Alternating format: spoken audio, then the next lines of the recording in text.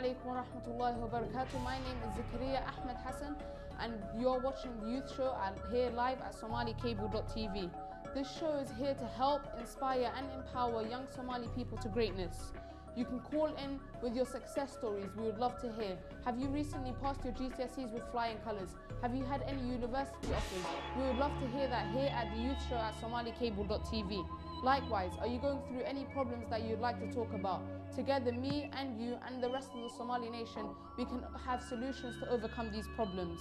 magacayga waxaa la dhahaa Sakariye Axmed Xasan Cawke la socda barnaamijka sabti walba 6 UK time. Wassalaamu calaykum waraxmatullaahi wabarakaatuh. kulanti isku soo noqod wanaagsan daawadayaal meel kasta aad adduunka ku joogtaan kuna soo dhawaada barnaamijkeeni dhalinyarada oo aad saacadan oo kala socoteen telefishinka caalamiga ee Somali Cable. caawa barnaamijkeena waxaa marti noo ah Yaasiin Aadan Warsame oo ka mid ah dhalinyarada Soomaaliyeed oo ku soo koray wadankan Ingiriiska gaar ahaan magaalada London. fadlan hortaan ku soo dhaweey barnaamijka Yaasiin. Yasin, let's just start getting to know you first of all. So some quick fire questions. Yasin, how old are you? I'm 25. Wow, I knew I go into here, I think. Yasin, you came to London from Denmark, I believe. So transition between marka ka imada Denmark, marka imada Ingiriiska, how did you find it? Transition ka and some of the challenges that you faced marka ka imada Denmark. Sure. horta Denmark ku dhashay aniga magaalada Olbo waa magaalo yar oo Copenhagen xataa ma aha magaalo yar u dhow caasimada Copenhagen Denmark waxa ka imaan anaa 16 jir London ay maadeen magaalada Miltonkiisa soo guuray ka bacdan London oo soo guuray isbedelka weynka ku aragtay Denmark iyo Ingiriiska wuxuu kala duwan yihiin waa isbadanka Soomaalida yani Soomaali badan inta London jooga Denmark Soomaali ku yartahay taasna waxay keenay yaraanta waxay keenay kalgaceys yani jecel aka abuurmane dadka Soomaaliya yani Soomaalida meesha jooga London marka la soo guuray dadka badanaa xasilnimo ka abuurmana laakiin yani indhaha ku furmana because that's one of the main differences I've seen there's a lot more Somali people in London which means there's a lot more opportunities and you learn a lot more different things. That's great. فضلا برنامجكن waa toos ra'yigiina iyo fikradiina waa soo dhaweynaa nagala xiriir numberka aad ka aragtaan telefishinka su'aal ayda waxa weydiin kartaan ani Yasin oo fikradiina waa la soo dhaweynaa insha Allah. Fadlan, you know, you can call in with your success stories or you can call in with your questions to Yasin or myself or share something that you've done in the past week, past month to the youth show live here. Yasin, what age, how old were you when you came from Denmark to London? I was 16 years old so 16 must have been the peak of your education years. So لحيت one, you know, maybe waxa ku raxjirta dugsiga sare, so waxaad baranaysa, so waxbarashada, how was it in comparison to Denmark markaad imaada Ingiriiska and schools markii ma heshay or was it some time and how was school different to Denmark to Ingiriiska? It's different because one of the main differences يعني isbedelka ugu horeysa waa luqada. So language is a big thing. Coming from Denmark to UK you have to learn the English language and alhamdulillah hopefully I've learned it well enough to communicate to you. So when I came I didn't know much English like I went to the shows like Will Smith my Fresh Prince of Bel-Air. I used to watch shows like that and then يعني انت صار لغته كبرت كبعد يعني واكو كولست كولج بلانا ليتو كولج كبعد جامعة ذاتك فاينانس اند بانكينج كبرت هذا نوع الشيء سنة لو سنة كهرباء دمست جامعة waxaan u maleynayaa inaad daawatid kubadda cagta oo wadankan Ingiriiska aan ku weydiiyay I'm sure a lot of viewers at home arabaan inay ogaadaan kooxda taageersan أنا Chelsea The correct answer would have been Manchester United. Bit biased like you see. Yasin, you started a media production company called Ahlam. Ahlam, first of all, Ahlam wa mahay? Ahlam is a program that we started, well I started when a while ago, 5 years ago, شنو سنة كاره. أنا قد أن يرى Somali سكون معنا وحنا لأن يرى ذاك الصومالي ذاك أنت لندن جوا Somali محاوقة كمان كنا محاسدة وعاون كرنا. حلام يعني وحيد هاد فكرة وذاك عاوية وسد يعني ذاك لأن يرى ماشي جوا وح يعني activities وسمين كرين على السير مركز واسكون معنا إمتى الصومالي أسكان عن أنت على سكون معنا ولا كالأرض عندنا. صح. أرنت وماشي كل واحد ولو كلا تجي لكن ما قاعد هلامة ماشي كهلا وواجع على أنا واحد جعل أنا كاميرا وحصلات وضوء عجلة عجلة حوجة صار YouTube قال editing كبرته Okay. I want to edit camera so قلتها my first university fee مركزين grant Okay. I took the money went out and bought a camera and from there I started shooting stories so initially what we did was محمد حسابته ماث قاعد على الجنة أنا يرسح كيس عيد لنا حسابته ماث لو قريج الإنجليزي أفصل ما لقوا في السرجة صح. والدين أو جنجنة والدين سومالي أنت أو جنوا حنا عجلنا أنت ضد بدنا كهلا حنا ما شاء الله أفصل ما لقوا في السرجة حسابته صح. يجا برنجنا مركز لنا عساكو جورة عجلة دي رأي بالعنا السماية ويعني شيكون جيري فيلموين دوكيومنتريز أنا ما أسبب بالعنا سيدنا حتى أنت صوّده You know مقع أحلام ومقع you know I don't know for some reason أد بوش على لكن he was فكرة behind مقع and محاك فكرة يستمرها مقع بس company جا أحلام والله ورتم هدا كودا فكرة عروسة ماشي كدم بس بينك وش شيء كاس كذا مركز رونهان مقع وحقوق يعني أحلام ودريم means dream صح اللغة العربية مركز مقع يعني قرال كيس يصدقوا ده وابك هلا مركز مقع أنت سكوي ماد what was like محاكو شعلي سي media production company يعني أنا سميسيد عجلة ذهن and documentaries كان and فيلمهن أسميسه with أحلام what made you want to start it and what was the you know story behind you wanting to buy the first camera أعتقد تمركز جامعة داد It was والله العظيم surprisingly enough تذكر الدعوة يعني you get motivated والله واحد تذكر وحاوطره and يعني haddii orod noqoto hadda horta Olympics-ka lagu jira صح hadda ordaalada dadka wax u tari karta yani iyada u kicin karta aniga yani waxa ku fiicnaa kaamirada ku fiicnaa maqaas waxa dhahay hooyo mari weydiisa hatta sheekay hakaas hooyo mari weydiisa waxa dhahay berita masaad beesiin arun marka dhashid luqada ku heli doontiin ana hooyo waxa rajeynaa inaan Soomaali ku hadalno maqaas waxa dhahay luqada maxaa ku xasuusinaa markaas ilaa ma joogno Soomaali dheemaaga joogtaa mise Ingiriiska joogtaa waxa dhahay waruntaada hooyo hajlada Soomaali iska daawana hajlada daawaneed قبي مركز قبي جد قبي على داون جري مركز يعني وافكير واحد أني وحلو بعي وح يعني ضدك حساسية اللغة ده يعني culture كذا شرع كذا حساسية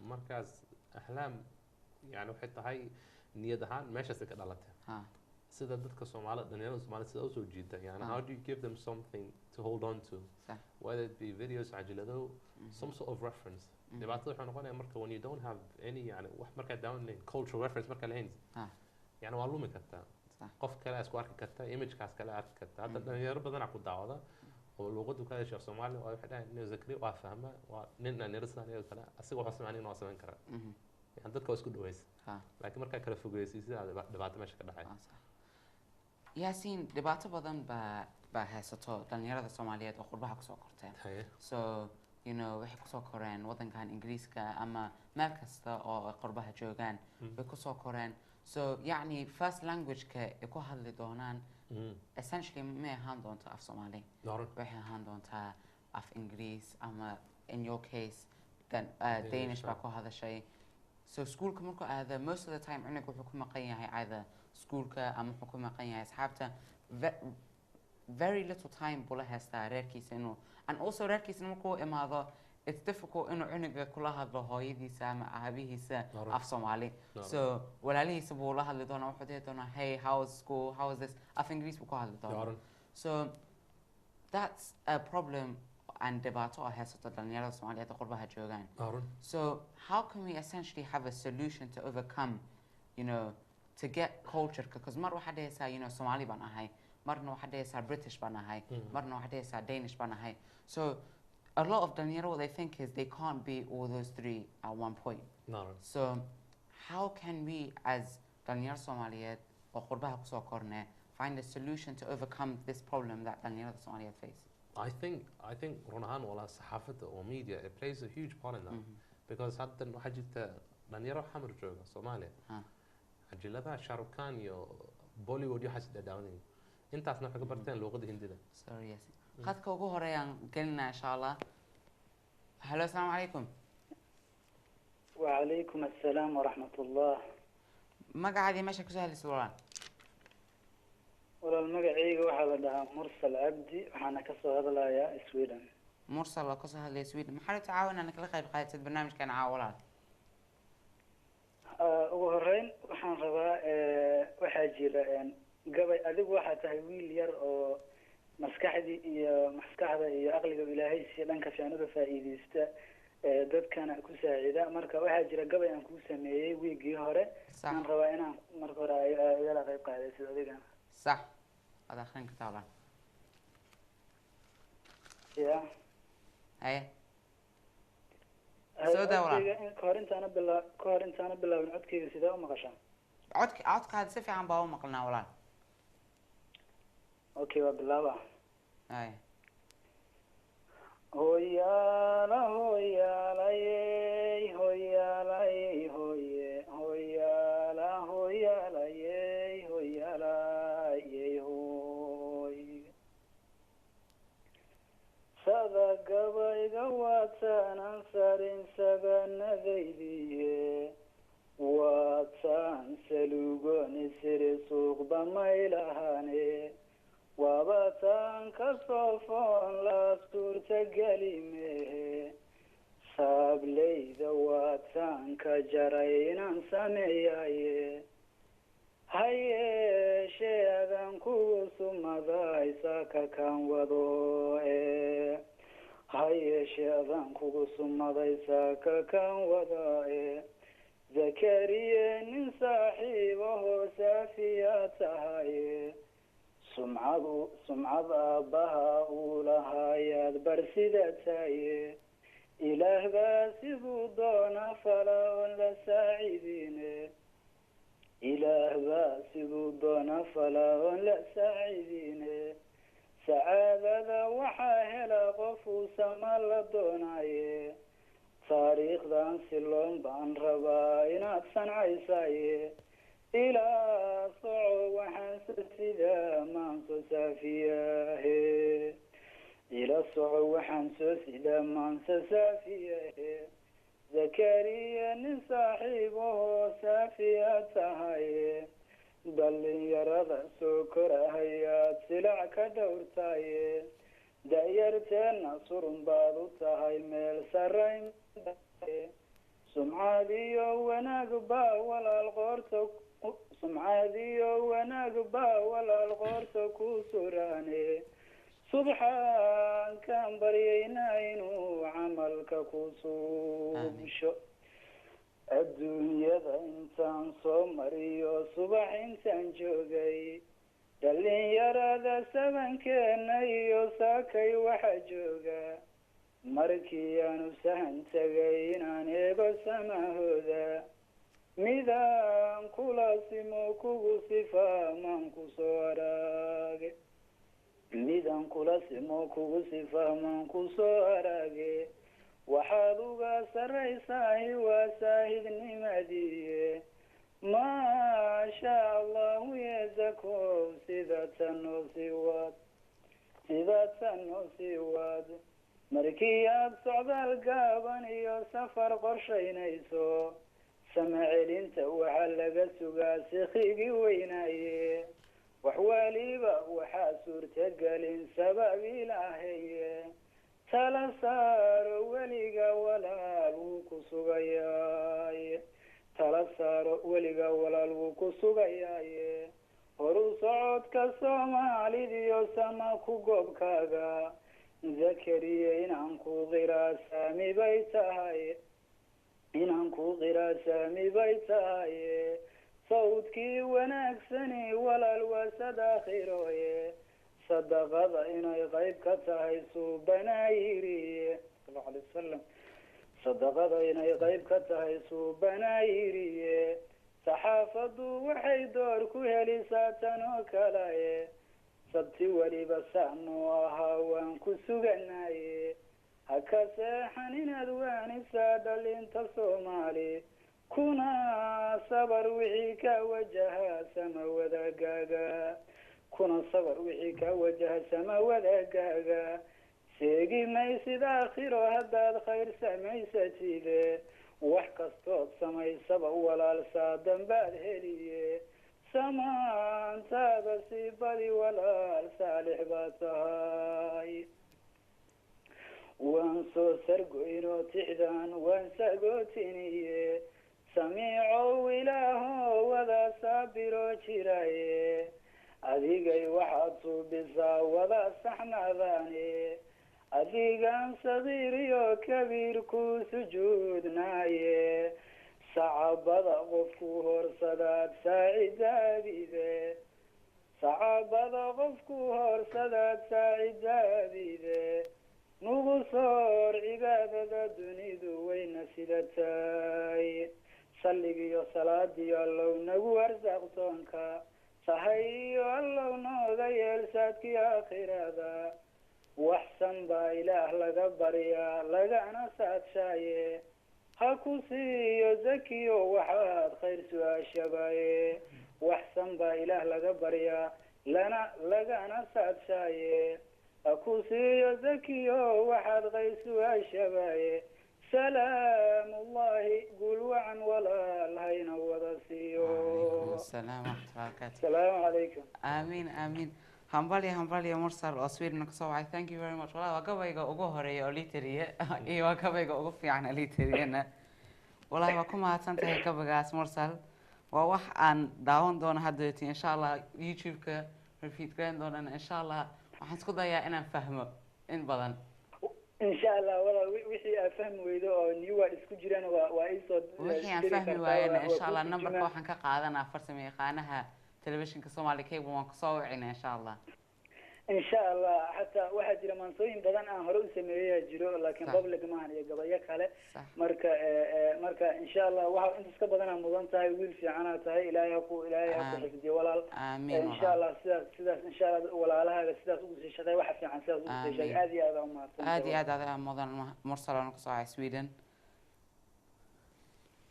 Yasin, what do you think about that Gabi that was just recited to us? Gabi علوس لو تري مكاس. وقبل يقول هوري النوتري television ك youth show كده. ما شاء الله. Yasin, we were on the topic of Ahlam. If you remind me, the last question I asked you was the name behind Ahlam, and you said that there was no real thinking behind the name of Ahlam. And then you were speaking on,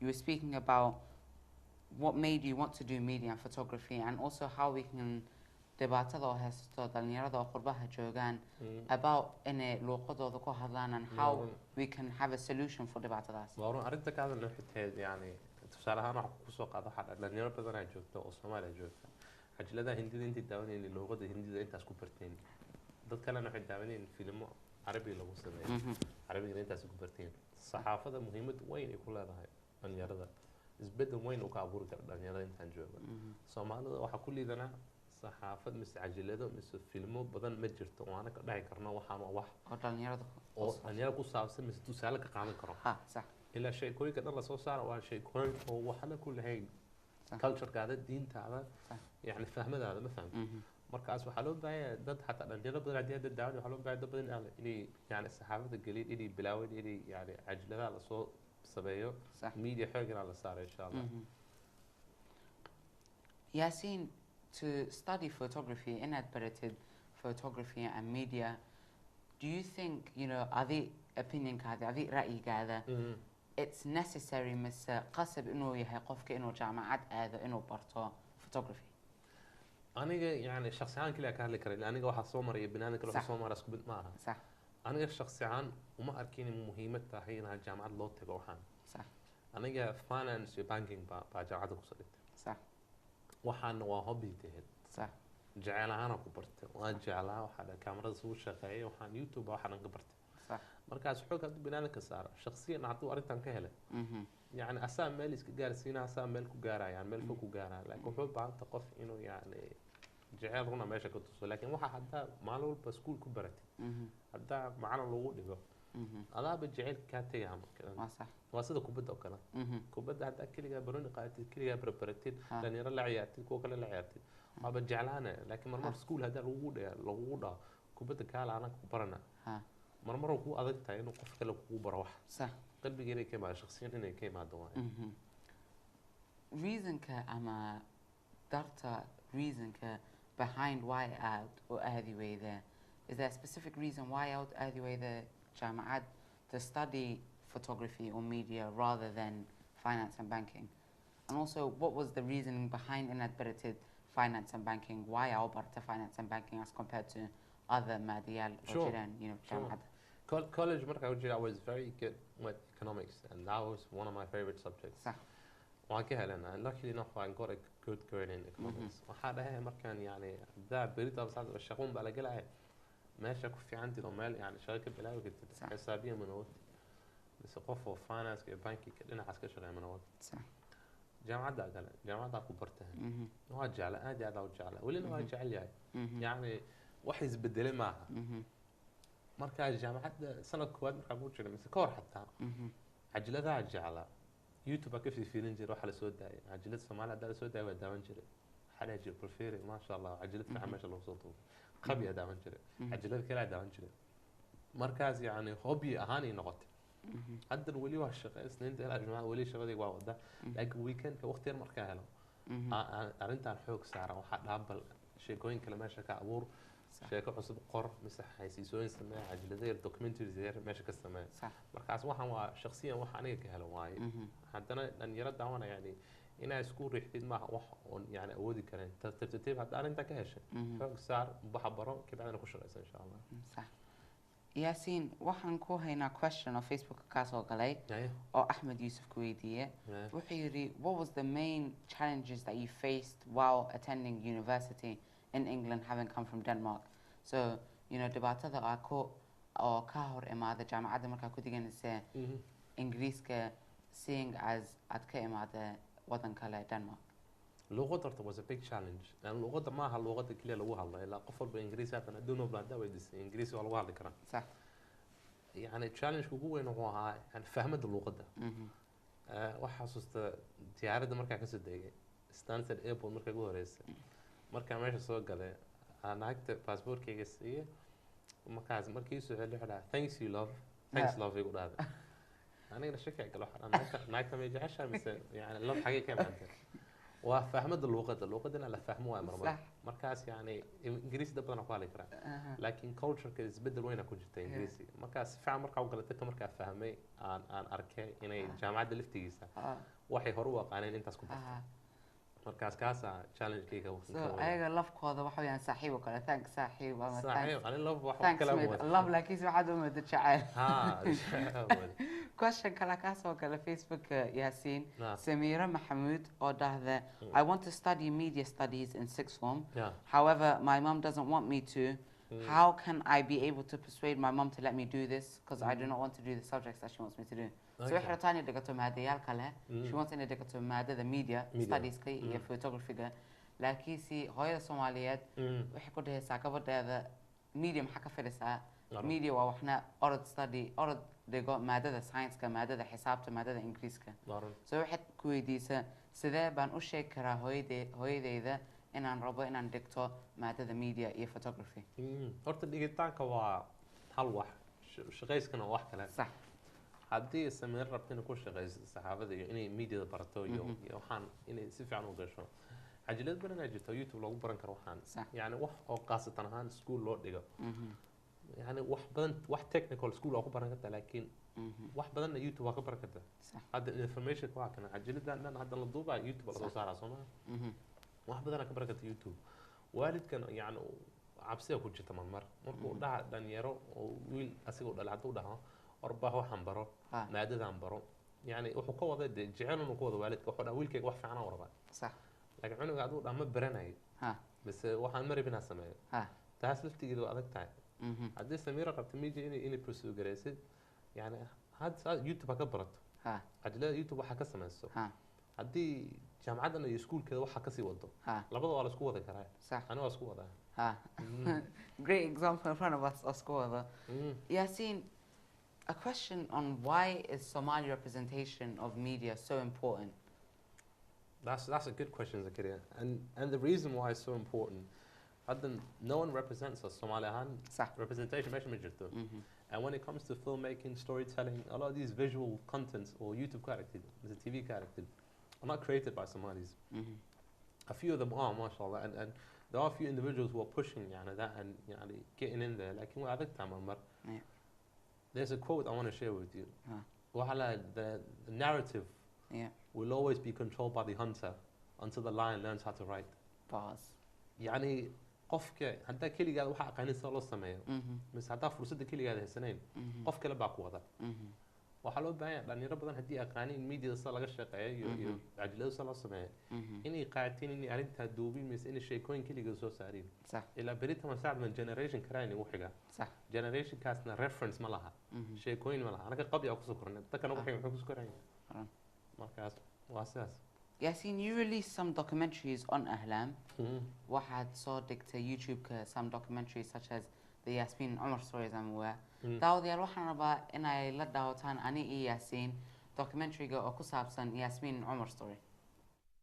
sheekay laakiin ani mar horan ku bixiyay haddii dadkaas ii yimaadaan waa bixiyaan le google ku bixiyo sar aniga oo wadanka ku dhashay doonaysa dad igu celiso miyi 7 years 8 years ka hor dadku deganayeen oo wiil uu abtigay oo adeerkay dhalay inaad ugu dartaa doonaysaa xaggee shakaas ka dhacdaa dad aan isku dhaqan ahayn ama isfahmaynin sidee doonaysaa aniga inaad igu darto oo sidaad ii bixiso anigu soo cod malihi anigu soo qof mayso bini aadan ma ihi dhegeyso hooyada adiga ku dhashay aniga laba isra dhaltaana kala dhashay ma fahantay anigana reerkeena ilaa iyo 100 sano reer kalena ma soo gelin adigana nooma keeni kartid waxaas marka sidaada caawan kugu meerinaya diyaarad baan ku saaraya Soomaaliya ka dhacaysa anigu waxa hadda sheegaysa anigu waxba igama gelin anigu Soomaaliya kumaana dhalan Soomaaliyana ma aqaani cousinkaygana I'm not going to marry him end of waxaad sheegaysa diga joojo mar hore ku bixiyo waxaas ma dhacayso waxaan joognaa England baan joognaa waa 2016 anigu waxaas kama aqbal inaan anoo joogo inaad bixiso Kaloria suuliga galaya waxaan maxay tahay intee ka timid weligay ma arag laakiin waxaan noo balana inaan diyaarad saaro ilaa ay 5 cunug ay ku soo dhashay meeshaas joogto baasaboorkan ka qariyo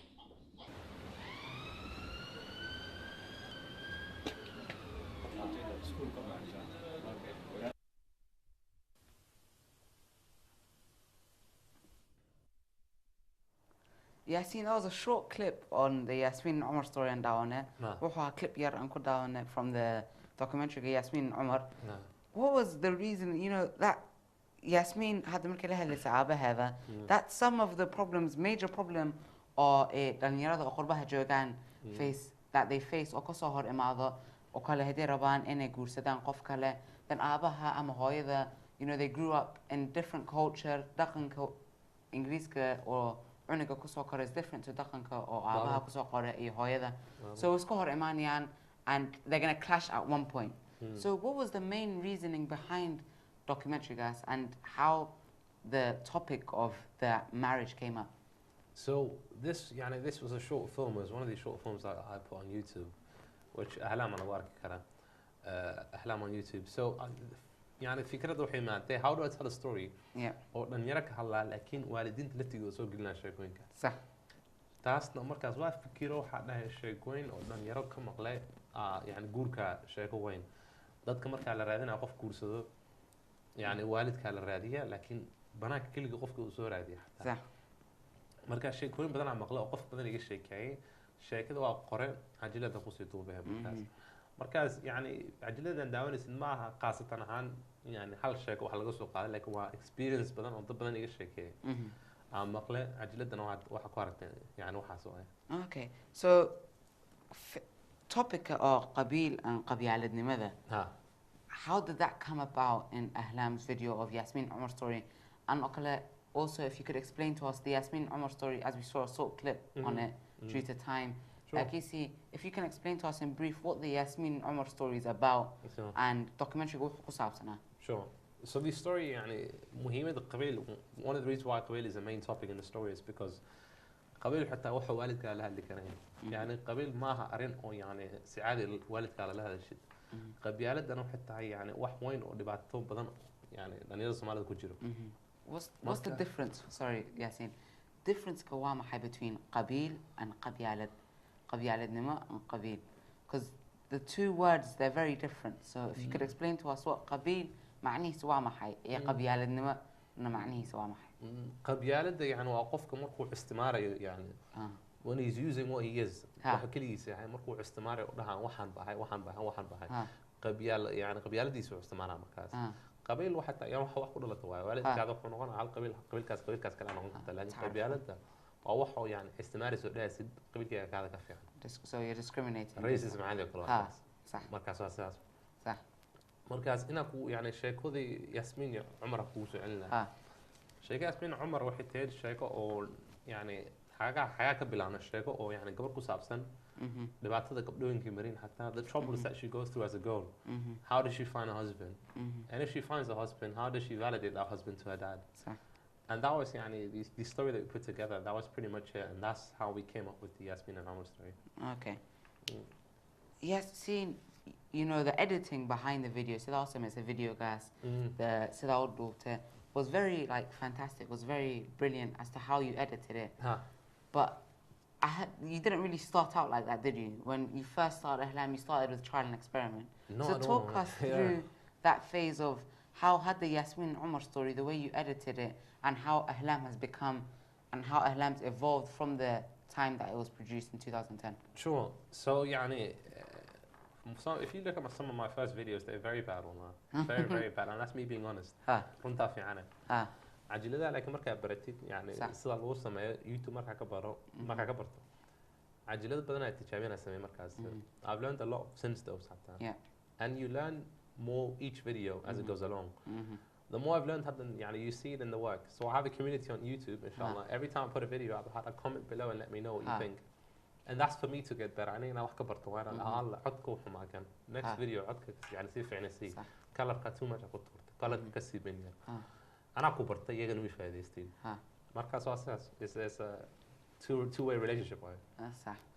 Yasin, you know, as in that's something that's a very important lesson for Daniela Somali in a kabartan, you know, from you because always Daniela Somali marka hala وعي كليه. بس marka wax loo sheego. In essence, sometimes we حقاتان the wrong way. Sometimes we حدهان, you know. how sidee qofkaas wax isheeg karaa as in arag intaan la egahay ama qof wuxuu kula dhihi karaa arag walaalkaada kaa weyn arag intaad la eg tahay weli wiil yar ba tahay orodii ka tag weli waan kaa weynahay ama waxaas baan ku ahay so advice is essential in la isku diibo why because advice marka la siiyo tusaale marka la siiyo you're not only going to improve but also that person is going to get some ajr from advising you and that's going to be his you know his number one aim so how do you think, did you start off with the trait of taking advice from other people or was it in you from marka dhalinyaro ahead inaad dhahdid you know sida qofkaas wax sheeg kara oo kale يعني I think most of the advice that I receive is earned out of respect so if I respect someone wuxuu ku dhahaa يعني I tend to listen to it a lot bini aadam badan ay jirtaan يعني waxaas jaamacadda markaa u socday college markaa ku jiray oday Soomaali agtiga soo fadhiistay wuxuu dhahay maxaa baratay waxaan abti waxa bartay xisaabta finance banking dhabarka intuu ku taatniyadii waxa ku fiican in dhakhtarnimada baratay صح weligiga markay maalintaas ugu horeysan ninkaas aan arka xataa صح advice meel walba ay ka amaneen laakiin bin aadamka oo yani family ku jira misdad respect u leedahay hadda dhigto dhigtid wax badan ka baran doonta and that's a funny story Yasin because markaan youth show halkan ka bilaabana there was a show the first show in badan af Somali ku hadal because I didn't feel comfortable as a nervous batahay so then waxaan bilaw you know what qof bay soo wacay oo dhahay wariya orod af Somali soo baro af Somali ku hadal so waxaan dhahay okay you know what Sakariye orod af Somali soo baro hooyo aabo orod soo dadaal soo baro af Somali and then soo noqo week dambe and then ku hadal af Somali so then waan ku hadla no first he said af Somali orod ku hadal so I said okay next week I'm going to come af Somali waan ku hadla so then week dambe aan imaade af Somali aan ku hadle waan isku tijaabiye and then because I think it was another person I'm not sure those qofkii ahaa what af Somali si fiican oo ku hadal so I was like you know what there's no pleasing people mar waxa qof wuxuu kula dhahaa orod af Somali soo baro mar wuxuu kula dhahaa orod af Somali ku hadal so you know essentially you won't be able to please everyone no matter what you do and that's something as Bani Adam that I think that we can also take a lesson out of and we just think that we do something so Ahlam so if we take into context Ahlam not everyone's going to like every single video of Ahlam that's true very and true that's forgiven why because some people have different tastes and some people like different stuff but how in yourself do you try to you know get a wide audience and try and get as much people to like your stuff as possible I think the most important part not that you can only control niyadada صح niyadana hadda dhahdid wax fiican aragna sameeyo then يعني you can go far with that. And if you control your intention, wax badan aad ku samayn kartaa. I can't control how it's perceived. Yeah, that's true. ما dhahi kari يعني qofkan waa sidaas cajiladayga u daawado. Bada daawan karo waxay dhahan karin cajalad xun waa weligay ma daawanay. Way dhacdaa. haddana waxaa jirta dad dhaha alla cajalad fiican aad samaysay asiin shaqada si wad. shakhsi ahaan laakiin haddaa kalsooni isku leedahay dad dhahay kadib waxaan wax ugu fiican awoodday ku sameeyay. waa ku faraxsantaa markaas. So I think the intention is very important. The intention you do something with, the intention that you put it out with, is very, very much important. Like at that, I'm gonna do something, but the intention is skewed. Yeah. يعني you don't know how it's perceived. هتقف is terrible. يعني نحن نقول قلت. Yeah. Because that's one of the issues. So Yasin, trying to get as much people to like it as possible. You can only do so much to get as much people to like it as possible. Yeah. As a human being, like you see. You know, in the comment section, sometimes people might not write, as in this can be a lesson for Daniel Somali or Hadana Dawaniyan. So some people might write comments that you necessarily don't approve of. So in that given situation, what would be your way of dealing with that, or what would you be able to do? When it comes to me personally, I'm pretty thick-skinned, so يعني قف يعني I'm fine. صح. بين أنا كله لكن عجلتي قلي عدال عايم بس عدال وضع كان يعني قف هون كان قف هون. صح. يعني احترامهن ما مركز على كسر كومن كاس لكن otherwise I leave pretty much everything on as it is. Yasin, the subtitles you added on in the last episode of Yasmin Umar Story Part 3.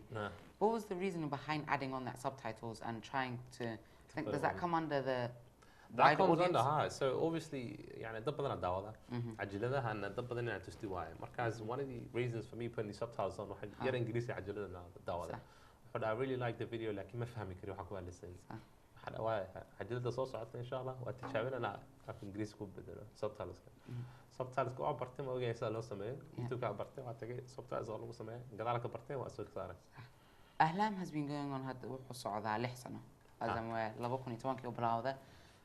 Where do you see Ahlam in, let's say, 10 سنة كبعدي هدول الله So 10 سنة كبعدي, do you see Yasin, Adan, Warsama and Ahlam going somewhere different, or do you see them staying in the same mainstream Yasmin documentaries with Somali people? Inshallah, after 10 سنة do إلهي نقارسيه. صح. يعني I hope أحلام عجلتها I hope that it becomes يعني something أن يرى تسأل عنك قاعدين كران.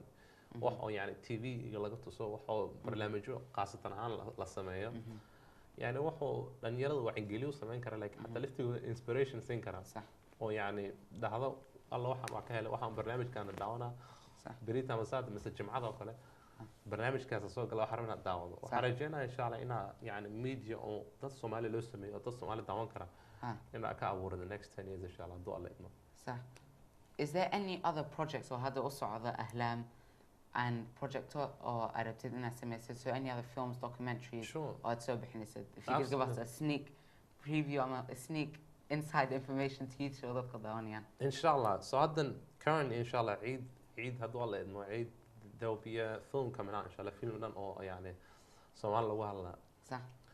أو شيء كذا لفتي قمر دوسة صارت دون توارك دونتين لكن عيد إن شاء الله وحرجينا أنا فيلم قصة عن فيلم دار بلا واحد سمعنا شو فيلم لكن فيلم دار ولي مسمعين وحرجينا فيلم دار أنا سمعنا عيد صوصر هذا الله حتى إنه حكش شغينا دوكيومنتري أو قصة بسن قبيلة يا قبيل لو ده قصة بسن يعني dad badan ay interview garayna dhalinyaro badan iyo xarbina weydiiyay shakhsi ahaan yani qabiilka wax mu kugu dhibay adiga yani weliga amal waxa sidee yani guur ma laga diiday ma la dhahay qofkan yani qabiil fiican ma tiiday yani ka saanin kan gabadhiga guursanayo صح markaas waxa jirta yani ajlad yar oo hadda ku shaqeynaa weli ma dhameystirin laakiin qayb yar ay naga tusi karaan insha Allah hadda waa So we've got a sneak preview daawadayaal markaas aad ka joogtaan oo daawan kartaan the next project oo Yasin sameyn doona Ahlam hadaan qaadan karo farsamada Somali Cable Bashir Bacor inuu soo siideen karo videogaas. Unfortunately, you know, before we see that video, Bacor, is there before we see that video, Yasin, what do you think the film's going to be on, or the long film, as in, is it going to be released in mainstream cinemas in the UK, or? I think the best way in terms of distribution, Somalihan, is possibly doing something that Daniela Somali downkirin, and that means events. Doing events or Daniela downkirin ajiladan or meel laga tusi karo. And if I do it like that, inshallah, hopefully dad badan down kara.